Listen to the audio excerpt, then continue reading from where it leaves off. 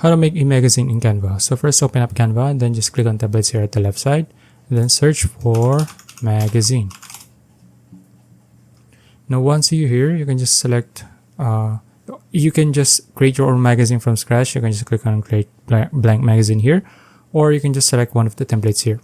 So let's say I'm going to just make sure you choose something that has pages like this one. Click on that, then click on customize this template.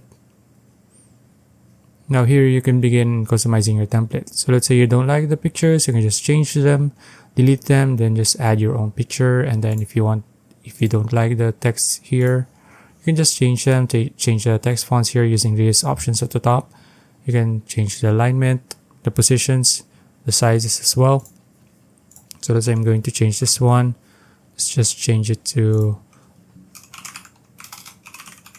let's say I'm going to change it to another woman. Photos, say I'm going to change it to this one.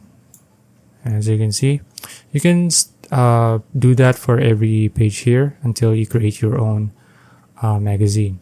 You can also change the places where they are placed as well. Okay, so that's about it. If you found this video useful, please like and subscribe for more videos like this. See you in the next one.